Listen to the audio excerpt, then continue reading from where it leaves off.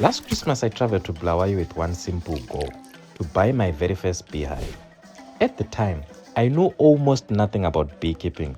No colonies, no experience, just curiosity. So we came to TopLife Farming Zone, met Mr. Gerard, received some basic training, and headed back home to begin the journey. What happened next surprised even myself. The hive was baited successfully, the bees moved in, and for the first time, beekeeping stopped being an idea and became a reality. But getting bees is one thing, learning how to manage them properly is another. So when the opportunity came to return to Bulawayo for intensive beekeeping training, I knew it was time to take the next step. What I didn't know was that this trip would become about much more than bees. It would connect me with farmers from across Zimbabwe, introduce me to new ideas, new opportunities, and a deeper understanding of agriculture. It would even take us on an unexpected journey through a piece of Zimbabwean history linked directly to King Lobengula, Cecil John Rhodes, Leander Starr Jameson, and the very origins of Bulawayo itself. And ultimately, it would help shape a decision that would change the future direction of Gumbi farms. Because every farm has a story and every project has a beginning. Every season leaves behind lessons worth remembering. This is not where the story begins, this is where the story continues. Welcome back to the Creek Diaries. You've seen it. But do you know what it is? But you see, their attention is on drinking beer.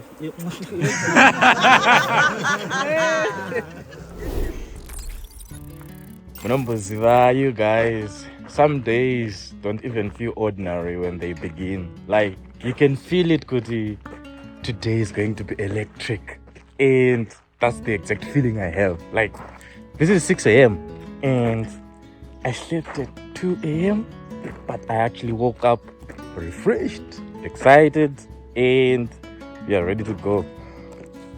The first time I was here, guys, I was only doing the basics about beekeeping, but this time around is different. I'm now here to do the intensive training, the real thing, the real deal, and the cake on the icing. We are meeting all those farmers, and I think it's a rare opportunity for us because this is actually the first time we get to connect with all those people who are interested in the same thing as us. And it's going to be fabulous. It's going to be fabulous. Let's go, guys. All right. I'm literally in tears, guys. I just arrived at the Grange and my guru, my brother's wife, she took me here. She accompanied me and she just came back right now with some fruits for me. Nini, you need something to eat. There she is. Look at her. Look at her, guys. Have people in your lives, guys. Have good people. Love. One thing I quickly realized was that this wasn't just a gathering of beekeepers. It was a gathering of people from different backgrounds, different industries, and different stages of their farming journeys. Some were complete beginners, others had years of experience, but everyone was here for the same reason: to learn. Curious, I want to we are going to learn about it, but you must familiarize yourself. What is inside there?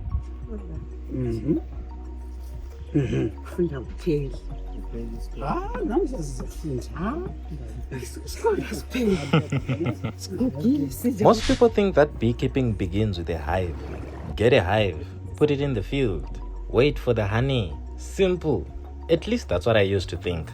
But the deeper you go into the world of beekeeping, the more you realize that honey is actually the final product of a much bigger system. Before you ever harvest a single frame, there are colonies to understand, equipment to learn, protective clothing to use, wax to process, different hive designs to choose from, and dozens of decisions that determine whether your operation succeeds or fails. That's what surprised me the most. Not how much there was to learn about the bees, but how much there was to learn about everything around them.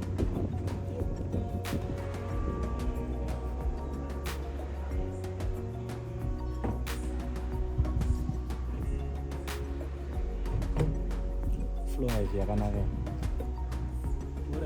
Nice. Good afternoon, everybody. It's still morning. Still morning. Morning. Good morning, everybody. It's a hive which is a bit fancy, but at the bottom here it uses a long stroke model. Then at the top here it uses what are called the floor frames, auto floor frames. So in this hive, you come with your key. It has got an observation window which you open here and you see if your honey is ready. If it's ready, you come with your key, and then you unlock with your key. You spin the frames, and then the honey will flow into the jars. Whether it's a flow hive, a Langstroth, or a Kenyan top-bar hive, every system ultimately revolves around the same thing: understanding the colony. And sometimes, the smallest pieces can tell you the biggest stories. As this preserved comb made its way around the room, we were able to see actual swarm cells that had been left intact for learning purposes. A simple reminder that every frame inside a hive contains clues about what is happening inside the colony. And sometimes, those clues can also reveal problems before they even become serious. You've seen it. But do you know what it is? Thank you very much. There we have a name. It's a moth. It's called a wax moth. After spending the morning in the classroom, it was finally time for a short tea break. And one of the things I was looking forward to most about this training wasn't actually the lessons. It was the opportunity to meet other farmers, people from different parts of Zimbabwe, people working on completely different projects. And as conversation started flowing over tea, I found myself chatting with one participant whose story immediately caught my attention. He wasn't here because of anything else. He was here because of dragon fruit. And what he told me next was something I wasn't expecting. There is a new project in town, dragon fruit. It's actually a European fruit. So we actually took cuttings from Indonesia. My boss came with 16 cuttings. So those 16 cuttings is what we're planting now. We've produced all those dragons that we have now. It's a fruit. It's a fruit. I know. You know the fruit. It's also nomad. We call them Dorofio. Yeah, in Shona. exactly. It's exactly like Dorothea. It's red. We've got white variety. We've got red. We've got yellow fish. We've got red rubies. You're kidding me. So yeah, it's actually, and it's got money. I'd love to visit. Definitely. I'd love to visit. It's actually got money. So I think we're the first people in Zimbabwe to one of the first people. My next trip to Bulawayo, I'll be coming to see you. So yeah, so we've got 24 trenches, 80 meters long. Wow. You know, so yeah. Do they produce flowers? Yeah, they do. So actually, trench 1 and 2, 3 are supposed to produce flowers September. Wow. It's a lot. Maybe you can get a trench having about 200 plants. A kg is about, what, $5 a kg. And fully matured, one tree can produce about 30 kgs. Fully matured. In a year? Now you should visit. Yeah, it is a nice place. I will. I will definitely visit. Definitely, you should visit. Our next visit to Bulawayo will be to their Lokeville. farm, guys. Lokeville. Lokeville. Yes. What's the farm name? Nomadic. Well, the company for the honey company is called Nomadic. So Nomadic. Yeah, Nomadic honey. So this is our facilitator, guys, Mr. Gerald, and you saw him in the first video. So I'm back again. Yes, And today we are here. We have got some honey, as you can see. some honey, but just a tiny word with respect to this training we are holding. What can you say for other people who don't know anything about beekeeping? Because some of your participants are also newbies, I understand. Yes. We encourage everyone to do it the right way. Do it the right way at the first time. Don't follow wrong mistakes and try to correct, you'll be losing a lot of time, because beekeeping requires a lot of patience. So you need to do it right away with the correct procedures, and if you learn from experts, you won't go wrong. It will be a very nice journey. As you can see, he's very excited. So guys, I'm now with Tinevimbo, and like me, Kesetirima newbie. And I just have a few questions to ask him. What other new farmers might be thinking towards this thing. So why do you think Wanavawanda are so scared about newbies? When they are scared of Nuchi because they believe that it's no rumor. But so rumor, that's a fact. Yeah, no, yes, it's a fact. It's no rumor, but from what I've learned, you can work around that. You can use my protection, like all become a bee suit, and you can be safe from that. You can use your smokers, and you can be safe from Kumonenyuchi. So in other words, you're just saying what keep was around. Yeah, I think that's. Do you think beekeeping can change a farmer's life?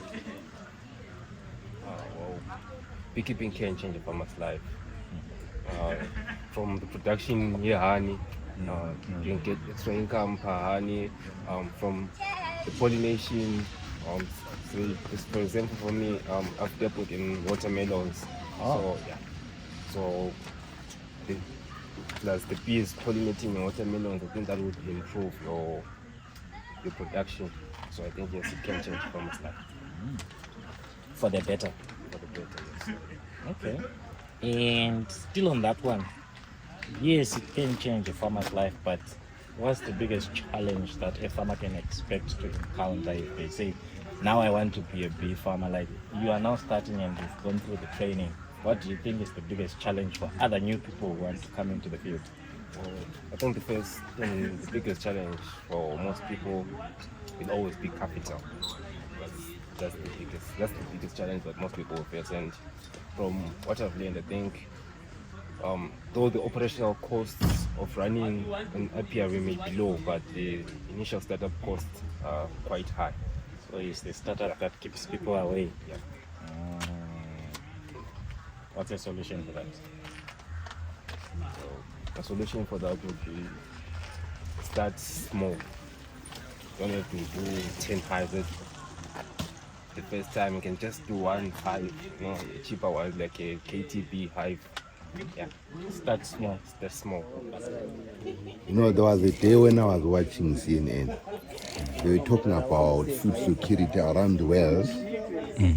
Yeah? Around the world, saying if you are not careful, in the next decade or two, there will be no peace on the planet of Earth. And then food security is it. Yes, I saw that food security in Zambia, we need to be producing 70% more by 2050. Yes. Now, but anyway, that I just saw it. But the most thing that made me love bees is their nature. How God created them. They are so amazing. I'm telling you. And then if you don't believe that there is God, just go and visit a bee, and then you will tell me. You will see for yourself. I'm telling you. You will see for yourself. Because those things are so amazing. Right about 2 weeks, 3 weeks ago, DSTV was broadcasting a documentary called The Secrets of Bees. Oh, I saw that trailer. I haven't watched the documentary though. Yes. Go there and look. Those people are going into detail about these small animals that you are here for. They are so amazing. Especially when they are mating there.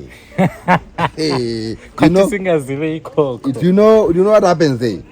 They are so lovely. Because I'm passionate about them. And then their nature drew me closer. Especially the power of God to see that God, you are amazing. Such a small thing.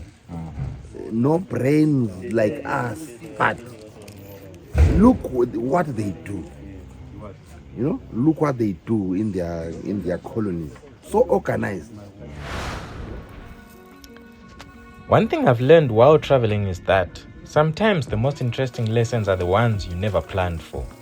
We were getting ready to head out to the apiaries when our host invited us to take a walk around the property, the Grange, where TopLife Zim is located. What I thought would be a quick detour turned into a fascinating glimpse into the history of a place that has quietly witnessed some of the earliest chapters of Zimbabwean history. Zimbabwean colonial history directly linked to King Lobengula and Cecil John Rhodes. This place in the beginning was called Dawson's Grant. Grange, as you see, this was a Grange Hotel, but before that, this was Dawson's Grant. This is actually where Bulawayo started. A lot of people say that Bulawayo started at City Walk. Incorrect. The honest truth is this is where Bulawayo started. There was no building, there was nothing. If you State House, which is directly across away from me, that's my neighbor, State House. Lobengula's Crawl Village, whatever you want to call it, that's there. It's actually a monument. His actual original village and everything is there. When Cecil Rhodes and everybody came, they all lived on this property. This property is 15 acres. So Star Jameson, Cecil John Rhodes, Dawson himself, they all lived on this property. The flag tree, which a lot of people from the UK, they come and take pictures of the flag tree. This is the tree here. The Syringa tree, that's the tree. The flag, the Federation flag was hung there in 18 odd. That's where they hung the flag. All these buildings, as you see, are still original. All the structure, the outside structure. Here there was, so if it was Bulawayo, you had your store. Those days there was no cars, so it was all horses. So you had a saddle shop. The police station was here. Everything was here on this property. Whatever you needed, whether you needed a store, post office was here. I live in the post office. This room here was actually the post office. Lobengula and Cecil John Rhodes, they were neighbours. Unbelievable. That's why I said this is the Bulawayo story. This is the tree where the flag was hung.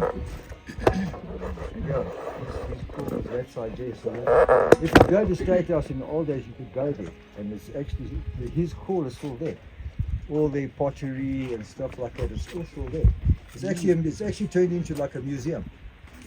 People used to be able to go and visit. I don't know now. They can't. It's a restricted area. Yeah, but in the old days it wasn't, because school children used to go and learn your history and teach you take the kids there. When you ask the media guy, he can't fly his drone, it's restricted. Okay.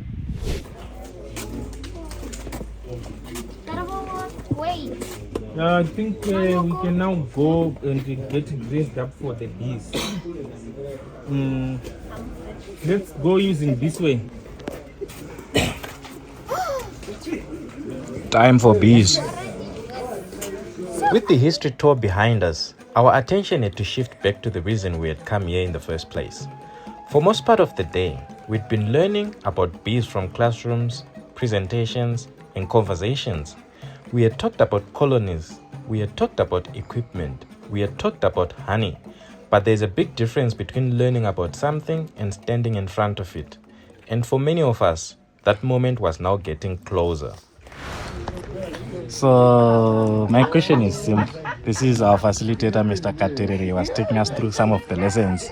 But my question is, in Indri newbie, what's the best advice you can give me for someone who's starting beekeeping now at a young age? All right, I'll say take it easy. Don't rush things. Be patient. For the love of the bees, you have to have passion to do bees. You're not going to be profitable as soon as you start, but you'll be profitable as you go. So it's about time. Yes, time and patience. Okay. Yeah. Okay. That's my advice. That's a good one. Thank One you so question much. for you. There was something reassuring about hearing that advice from Mr. Katerere. to take it easy and be patient, to learn properly, because in just a few moments, we are going to leave the classroom behind. For the first time, we are going to step into the world of bees we've been talking about for ages. Finally, time to meet the bees. The most violent and aggressive. So, working with bees, you must know that you are working with nature, so you need to respect them as well, and also handle them with care and in a very, very calm way. So today we'll start with the inspection of a KT beehive. Then we go and inspect a Langstroth hive. Inspections first, then we'll then go to harvesting KTB, then we'll go to harvesting Langstroth. Then we'll then demonstrate the manipulations, the demery, the splits. Standing here watching the inspection, I couldn't help but think back to the first time I came to TopLife. Back then, I wasn't here for training. I was here to buy my very first beehive. I remember walking around this same property, asking questions, trying to understand how everything worked, and wondering whether beekeeping was something I could actually do. At that point, I didn't have a colony, guys. I didn't have any experience. I just had curiosity. Fast forward to today, and here I am again. Only this time, it's not about buying hives, it's about acquiring knowledge. And looking back now, it's amazing how every journey starts with a single step. If you haven't seen that first video yet, I highly recommend going back and watching it after this video, guys, because that's where this story really begins. Link in the description. But you see, their attention is on drinking beer.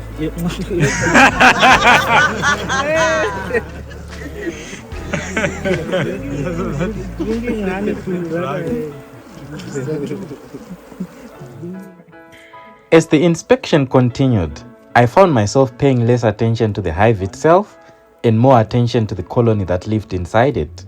Thousands of bees, each with a role, each with a purpose, and each of them moving through their day completely unaware that a group of curious farmers had gathered around them.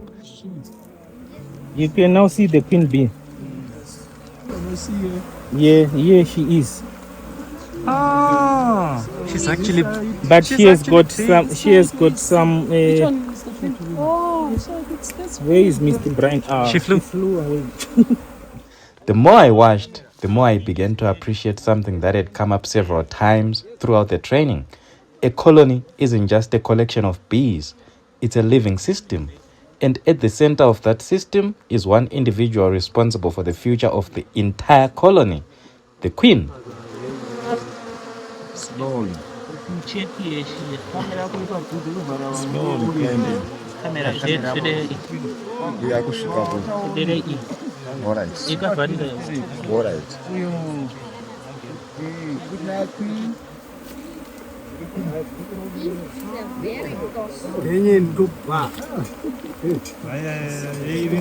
Last time you harvested.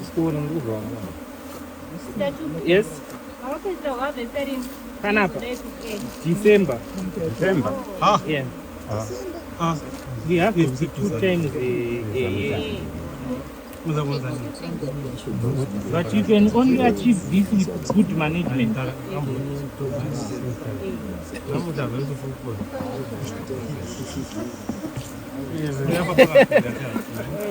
Mr. Zimbabwe, with the TopLife. Yeah.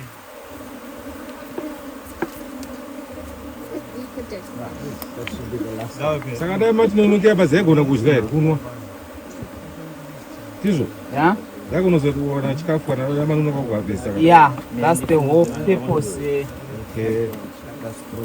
Now we have reached the brood at Chatori. So see, mucheki magu. Mr. Simba. So Kenyan, they've decided to start to put brood up to here. So they've decided to do what they want. So we managed to harvest only the few combs which we could harvest. Yeah. How many were there? Yeah, we'll count them.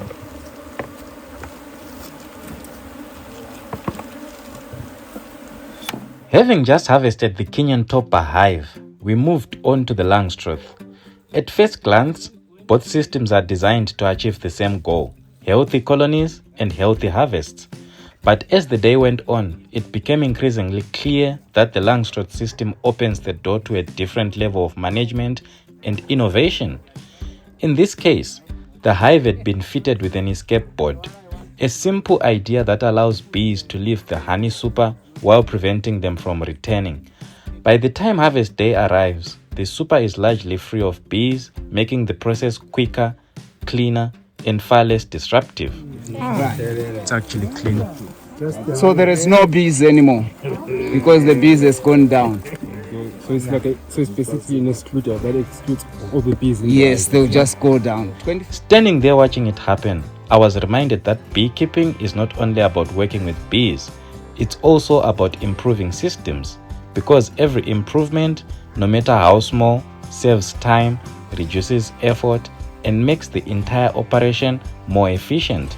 And that's one of the things that excites me the most about the future of this industry. There is plenty of room for innovation. So after harvesting, you come in weigh. This is 10.45 from a KTV. Yeah, 10.45. And it was how many? 5 combs.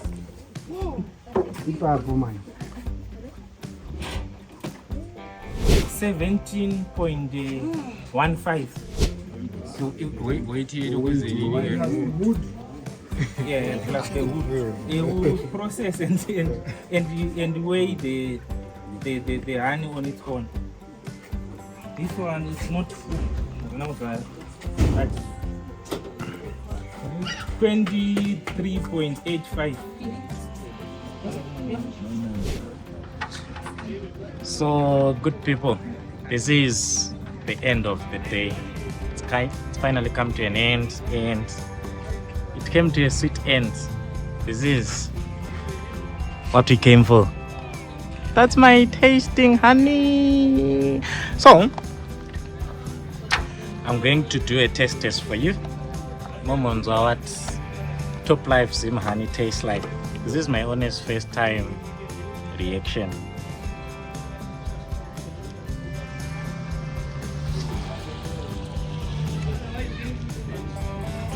Wow.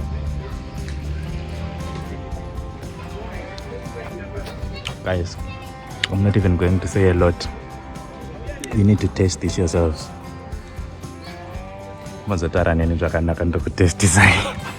Bye. And that's it for today's vlog, guys. I bet you learned a lot as much as I did. And this is the end of our journey for this season. But it can never be a full journey, guys. Tisinakubao with a souvenir. We are in Bulawayo, and obviously someone needs a souvenir, no traveler. And this is my kind of a souvenir. I picked this up as I was walking on the road. I saw a big bush of this succulent. So let's go with this until we meet again. Peace. As I made my way back home from Bulawayo, I found myself thinking about everything I had seen, learned, and experienced. The training had given me knowledge, the farmers had given me perspective, and the bees had given me something else entirely: clarity. Because sometimes growth is not about adding more things. Sometimes growth is about knowing where to focus your energy. Back at Gumbi Farms, we have spent the last 2 years building our rabbitry. It was the enterprise that introduced us to farming. But as our vision for the future became clearer, so did another realization. We could no longer give every project the attention it deserved. And so, while this trip began as a beekeeping training, it ultimately became something much bigger. It became part of a decision that would reshape the future direction of Gumbi Farms. So, this is it. This is the conclusion to this part of the journey. So this is one of the very first breeders we started taking care of back in 2024 September, when it was just a baby, and right now I think you can see it's massive. It's almost 5 kgs. So this is the part that taught us how to farm. It's not the end of farming. We are starting a new journey. Not starting even. We are putting more effort, more focus into one thing, and take a pause on this one, and then we can come back at it later, turn a time, and the resources necessary to multi-run 2 projects. So this is it, guys. This is the last one.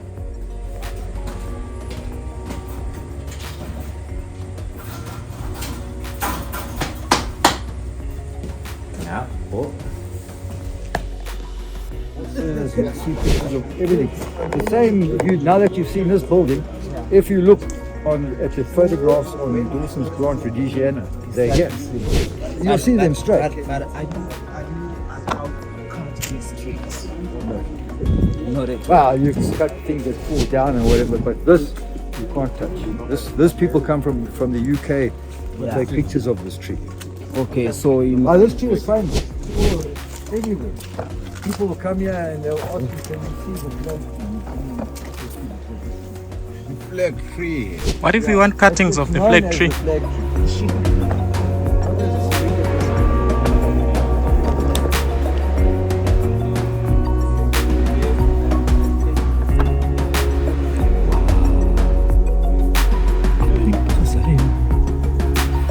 Not grande.